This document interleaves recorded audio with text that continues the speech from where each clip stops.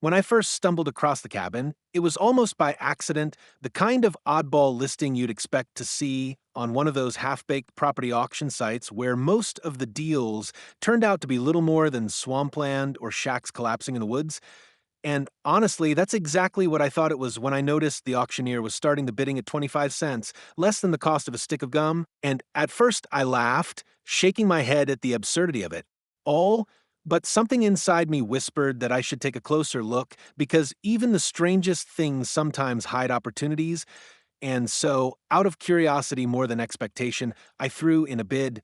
Just one, a quarter jingled out of my pocket like I was paying for a gumball. And when nobody else countered, I found myself staring at a confirmation email saying, "Congratulations, you are the owner of lot number 17, cabin included." And I had to read it 3 times before it sank in that I had just bought an actual piece of land with a structure on it for 25 cents. The disbelief kept gnawing at me as I drove out the following weekend to see what exactly I had gotten myself into, following winding back roads until GPS lost signal, and I was forced to rely on a hand-drawn map provided by the auction site. And when I finally pulled up at a rusted gate half swallowed by vines, I wondered if I'd been scammed after all. But then I saw it, the cabin, crouched between towering pines, weathered but not broken, its log walls silvered by time and its tin roof still clinging in place despite decades of storms. And I swear in that moment, it felt as though the forest itself had been holding its breath, waiting for someone to come claim what had been forgotten. Stepping inside was like stepping into a time capsule, dust layered thick on every surface, sunlight spilling through cracked shutters in golden beams, a stone fireplace dominating the main room with the remnants of old wood still in the grate, and though cobwebs clung to corners and floorboards groaned under my weight, I could see bones of strength in its structure, the kind of craftsmanship people don't bother with anymore, each log carefully notched and fitted, each joint snug without nails. My friends thought I'd lost my mind when I told them, cracking jokes about tetanus shots and serial killers' lairs, but I couldn't shake the feeling that I'd stumbled into something extraordinary, a diamond buried beneath moss and dirt, and so I rolled up my sleeves and began the slow, patient process of bringing it back to life. At first, progress was small, clearing out trash left by trespassers, sweeping years of dust into the yard, patching a broken shutter here, repairing a loose floorboard there. But each task revealed more hidden value, like finding oak beams still solid beneath surface rot or uncovering hand-carved details on the staircase banister.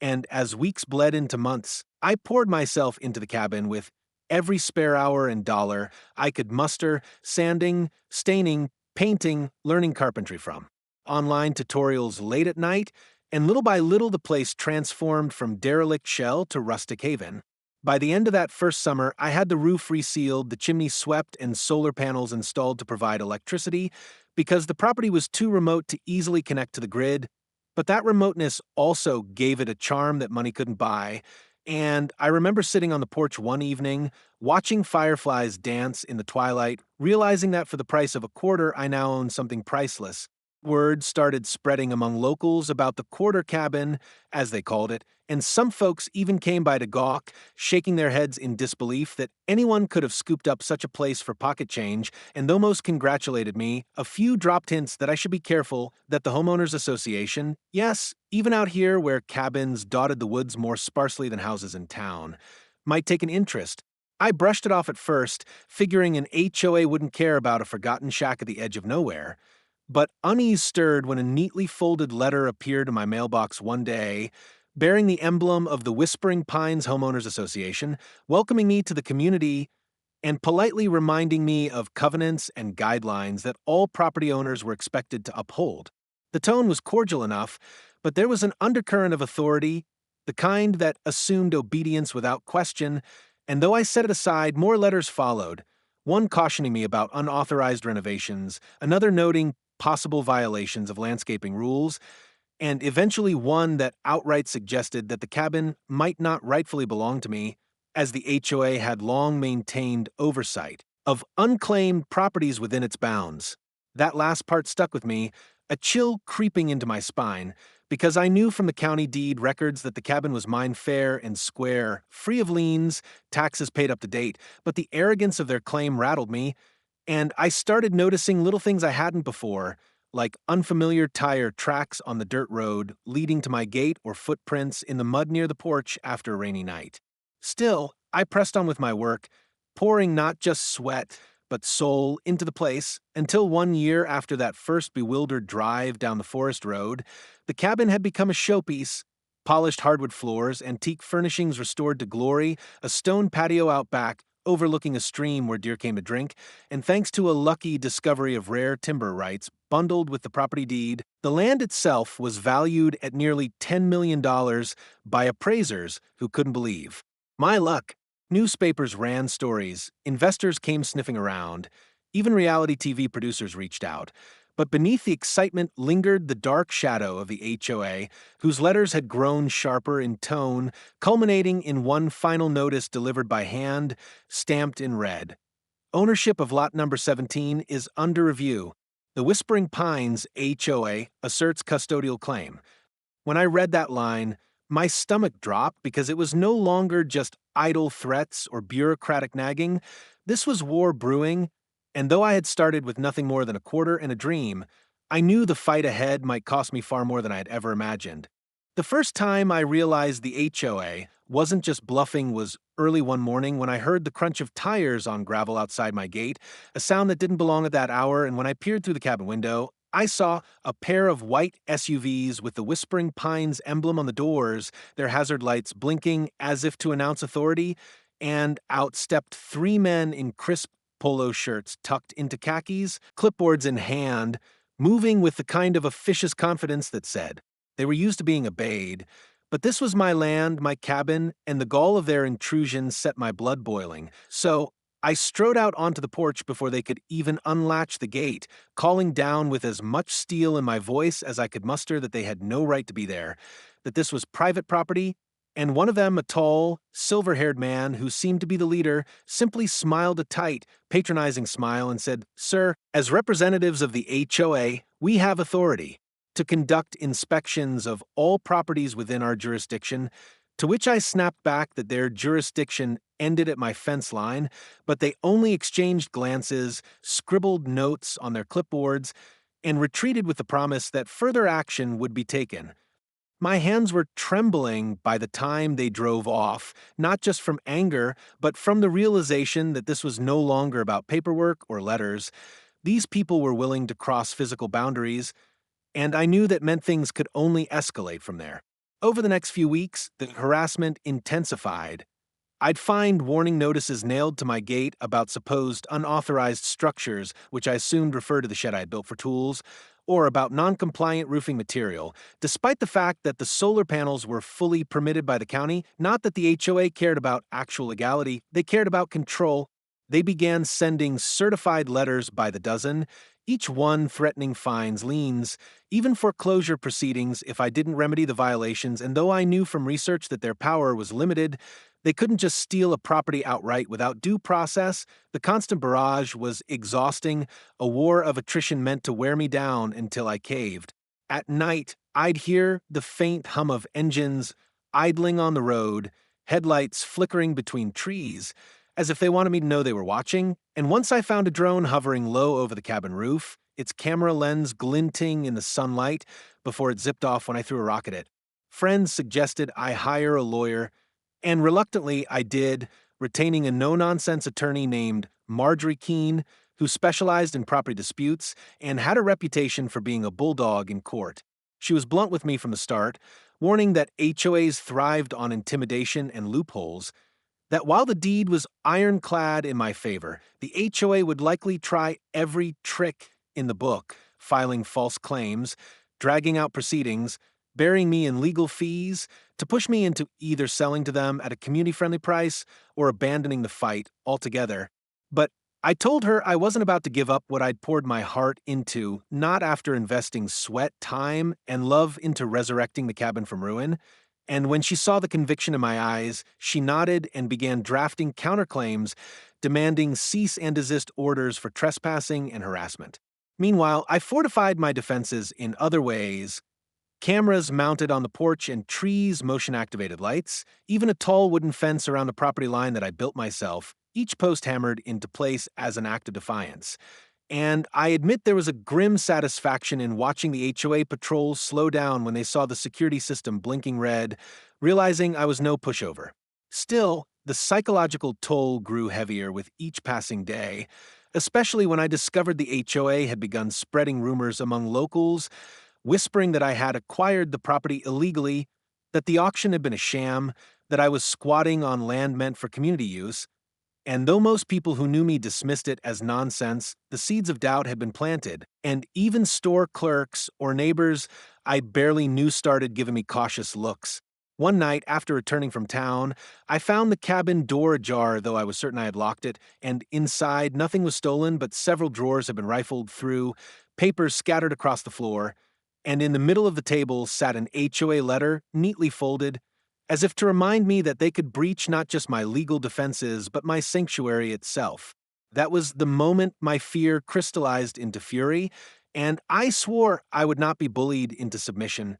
If they wanted a fight, then I would give them one. Marjorie filed an injunction the very next morning, citing trespassing, harassment, and invasion of privacy, and though the HOA predictably denied all accusations, the fact that a judge agreed to hear the case gave me a sliver of hope that justice might be possible. But the HOA wasn't slowing down, they doubled their efforts, sending me a final assessment bill claiming I owed nearly $40,000 in back dues for a homeowners association I had never agreed to join. And when I laughed at the absurdity of it, Marjorie grimly explained that such fabricated debts were a common tactic, a way to justify foreclosure attempts, and that while ultimately challengeable in court, the stress and expense of fighting them could bankrupt even the strongest of wills. It felt like David against Goliath, me with my cabin and resolve against a faceless machine fueled by greed and arrogance.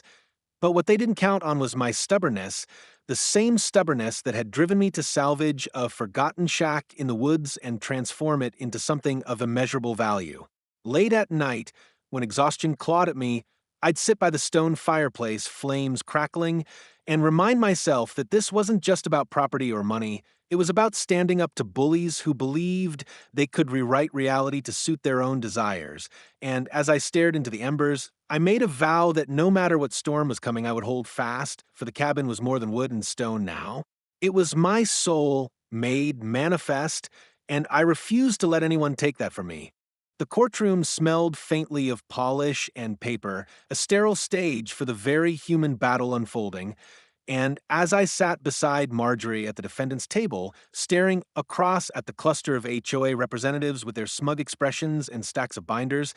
I felt the weight of every sleepless night, every letter stuffed into my mailbox, every set of headlights that had idled too long outside my gate, and I promised myself that I would not let fear show on my face. Instead, I straightened my shoulders and fixed my gaze on the judge as proceedings began, listening intently as the HOA's attorney, a slick man with a perpetually raised eyebrow, launched into a speech about community standards and preservation of common property, painting me as an interloper who had unfairly seized what was meant to be shared, twisting words until truth bent like metal under heat. But when Marjorie stood, her voice cut through the rhetoric like a knife, laying out the facts with precision, the deed purchased legally, the taxes paid on time, the improvements made with my own money, the harassment documented through photos, videos, and police reports, and though the HOA lawyer tried to object at every turn, the judge's gavel repeatedly reminded him that bluster was no substitute for evidence. Still, I could see the strategy for what it was, not to win outright in that moment, but to delay, to muddy waters, to make the process so grueling that I'd fold before the finish line, and indeed they filed motion after motion, demanding more documents, questioning the validity of the auction, even subpoenaing my bank records in some far-fetched attempt to suggest fraud, and each time Marjorie countered with calm efficiency, but the legal fees stacked higher and higher, gnawing at my savings. Like termites in wood. Outside the courtroom, harassment didn't stop. If anything, it worsened, with anonymous complaints filed against me to county inspectors, sudden random checks by zoning officials, even a fire marshal showing up to question whether my wood-burning stove was compliant, though it had been inspected and approved months prior. It was clear the HOA had connections, tendrils reaching into local bureaucracy, and at times I wondered if I stood any chance against such a machine. But then came a crack in their armor. During discovery, Marjorie obtained internal HOA emails accidentally included in a batch of documents, and in them, buried between lines of self-congratulation and condescension, were damning admissions, discussions about how much the land would be worth if the cabin were seized, how the association board could flip it to developers for a tidy sum,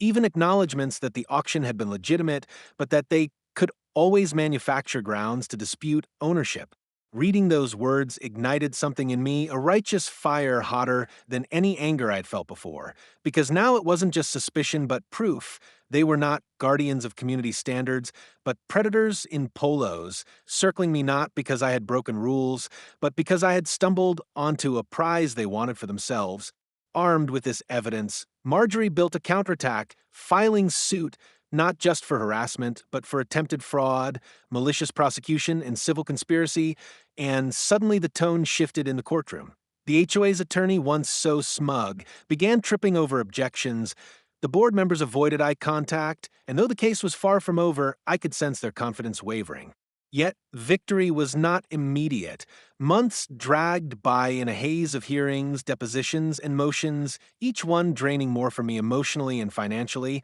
And in darker moments, I wondered if I should simply sell, take a fraction of the cabin's true value, and walk away with my sanity intact.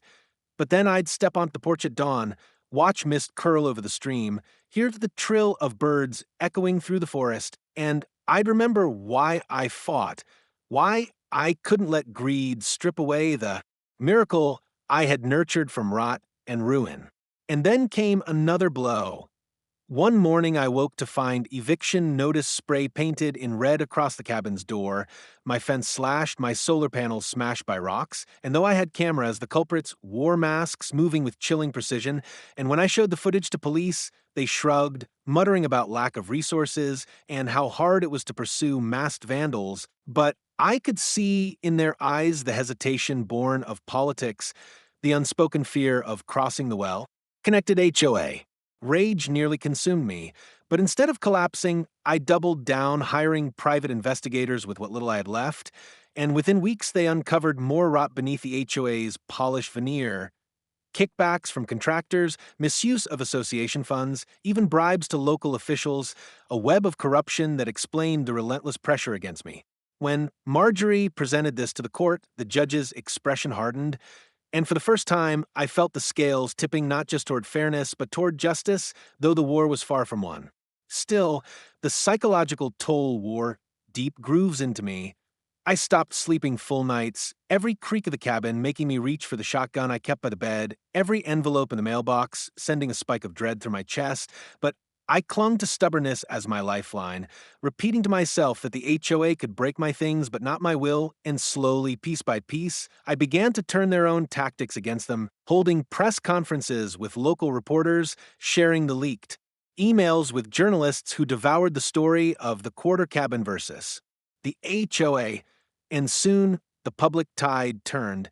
painting me not as a stubborn squatter, but as a folk hero standing against greed. Headlines screamed about corruption. Neighbors who once eyed me warily began offering support, dropping off food, even volunteering to repair the vandalized fence. And the more attention the case drew, the more desperate the HOA grew, filing absurd motions that judges began rejecting outright, their once iron grip on perception slipping like sand through fingers. Yet even as hope swelled, I knew there was one more storm to weather, for predators do not surrender quietly.